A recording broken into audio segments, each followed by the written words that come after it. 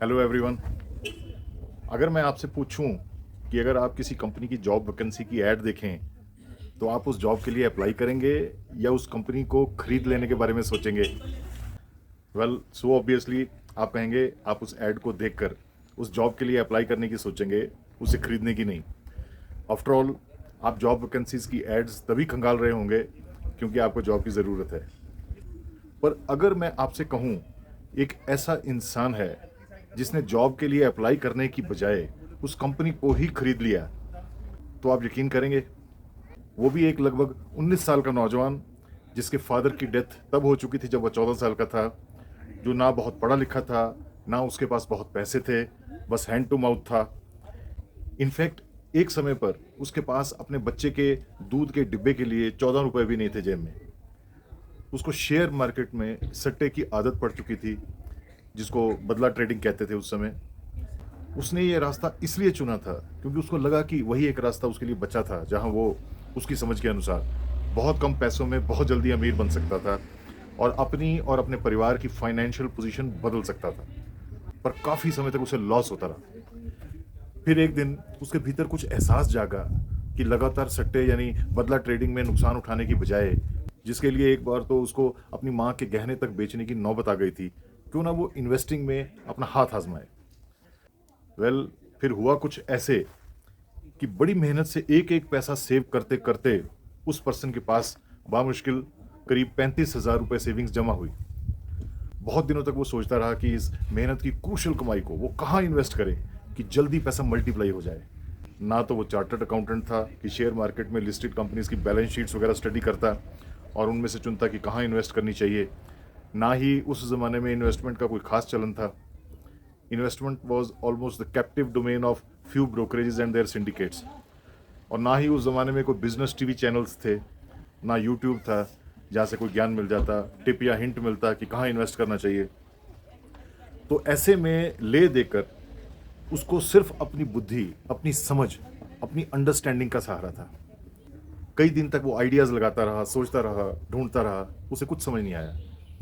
He didn't want to take too much risk also. वो ऐसे ही कहीं इन्वेस्ट नहीं करना चाहता था क्योंकि वो पैसे उसकी आखिरी उम्मीद जैसे थे। फिर एक दिन वो न्यूज़पेपर पढ़ रहा था तो उसने एक रिक्रूटमेंट ऐड देखी उसमें।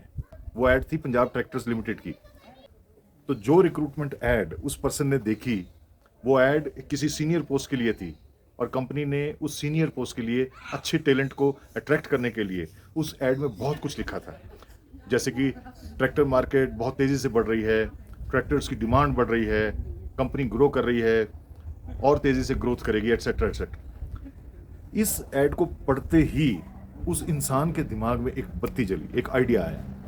उसने सोचा कि अगर इस ऐड में इस कंपनी के फ्यूचर में लिखा वाकई होने वाला है तो क्यों ना इसी कंपनी के शेयर मैं खरीद लूं, इसी में अपनी सारी सेविंग्स इन्वेस्ट कर दूं। ट्रेडिंग नहीं, इन्वेस्टिंग। और यही उसने किया।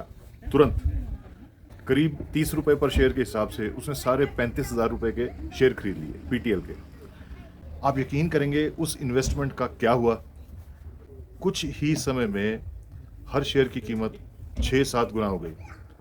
उसके उस जमाने के 35,000 रुपए कुछ ही समय में करीब 2 लाख हो गए, जो उस समय बहुत बड़ी बात थी। उन शेयर्स को बेचकर इस पर्सन ने और कंपनीज के शेयर में इन्वेस्ट किया, वेल्थ मल्टीप्लाई की, फिर उससे और फिर और।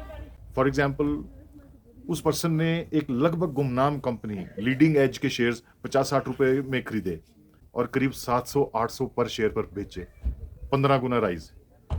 उस पर्सन ने फिर एसीसी सीमेंट कंपनी के शेयर खरीदे लगभग 90 के रेट पर, जो करीब 10 गुना बढ़े।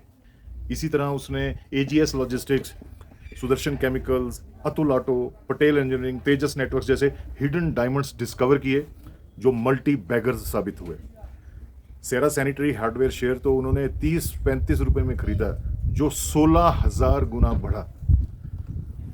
उस पर्सन का नाम है विजय केडिया। आज विजय केडिया इंडियन फाइनेंशियल मार्केट्स में बहुत बड़ा नाम है। 35,000 रुपए से स्टॉक इन्वेस्टमेंट की दुनिया में कदम रखने वाले विजय केडिया का नेटवर्थ आज करीब 14,000 करोड़ है और ये सब लगभग 30-35 साल में हुआ है। सुनने में शायद आपको क्लीशे लगेगा, पर जिस जिस पर्सन से मैं बहुत इन्फ्लुएंस हुआ हूँ लाइफ में, उनमें विजय केडिया का नाम एक स्पेशल लिस्ट में है। I am his big fan and admirer, not only because he has made so much of wealth almost from thin air, not because his ability to spot multi-bagger company shares, पर इसलिए क्योंकि he is such a great human for his human qualities, his wisdom, which he regularly shares on different platforms. सवाल उनकी achievement का है, struggle करके winner निकलने का है, वरना खानी तो इंसान ने वही दाल रोटी है। विजय केडिया की सिंपल इन्वेस्टमेंट फिलॉसफीज किसी भी इंसान को इन्वेस्टमेंट्स में ही नहीं, लाइफ और लाइफ की स्ट्रगल्स में भी बहुत इंस्पायर करती है। फॉर एग्जाम्पल, वो कहते हैं कि इन्वेस्टमेंट के लिए वो उभरते हुए सनराइज सेक्टर की उभरती ग्रोइंग कंपनीज की तलाश में रहते हैं, पर उसमें भी उनका लिटमस टेस्ट होता है मैनेजमेंट की क्वालिटी, यानी उस कंपनी के ओनर्स या प्रोमोटर्स की क्वालिटी। वो प्रोमोटर्स में 3 क्वालिटीज ढूंढते हैं, और इनफैक्ट अगर आप गौर से देखें तो ये 3 क्वालिटीज किसी भी इंसान की सक्सेस के लिए, किसी भी इंसान को आंकने के लिए क्रिटिकल हैं। वो चेक करते हैं क्या उस कंपनी के प्रोमोटर्स में ये 3 क्वालिटीज हैं या नहीं। पहली क्वालिटी ऑनेस्टी, दूसरी हंगर, और तीसरी स्मार्टनेस। वो कहते हैं कि अगर मैनेजमेंट ऑनेस्ट नहीं है तो एक तो वो कंपनी दूर तक चल नहीं पाएगी, ज़्यादा देर बिजनेस में नहीं रहेगी, अनप्रेडिक्टेबिलिटी रहेगी इन्वेस्टर्स के लिए, मैनेजमेंट जो भी करेगी खुद के लिए करेगी, इन्वेस्टर के लिए कुछ नहीं होगा, रिस्क ही रिस्क है। ऐसे बिजनेस से ही सेज कोई भी इन्वेस्टर दूर रहता है। डिसऑनेस्टी सबसे पहला और डिसाइसिव रेड फ्लैग है किसी और को आप में इंटरेस्टेड होने के लिए। अगर किसी में भी ये पहली क्वालिटी ना हो ऑनेस्टी की, तो बाकी 2 हों तो भी कोई फायदा नहीं। दूसरी क्वालिटी वो कहते हैं हंगर। अगर आप में हंगर नहीं, भूख नहीं, तो आप सीली दिया सलाई यानी माचिस या भीगी लकड़ी हैं, आप में धुआं निकल सकता है, आग नहीं। ऐसे बिजनेसेस में या बिजनेस ओनर्स के ऊपर वो दाम नहीं खेलते, वो पैसा नहीं लगाते, इन्वेस्टमेंट नहीं करते। ही सेज अगर ये क्वालिटी ना हो तो दूसरी 2 क्वालिटीज वेस्ट हो जाती हैं। सारी ग्रोथ, सारी तरक्की, जिसे फाइनेंशियल टर्मिनोलॉजी में वेल्थ क्रिएशन या वैल्यू अनलॉकिंग कहते हैं, इसी दूसरी क्वालिटी से आती हैं। विजय केडिया कहते हैं कि अगर आप ऑनेस्ट हैं और हंगरी भी, तो आप एक ब्लैंक चेक हैं जिसमें वक्त एक बहुत बड़ी रकम भरने वाला है। और रही बात तीसरी क्वालिटी यानी स्मार्टनेस की, तो पहली 2 क्वालिटीज के बाद ये तीसरी क्वालिटी वो क्वालिटी है जो इन्वेस्टर्स ढूंढते हैं बिजनेस प्रोमोटर्स में। ये तीसरी क्वालिटी वो क्वालिटी है जो पहली 2 क्वालिटीज को स्पीड देती है, मल्टीप्लायर इफेक्ट साबित होती है।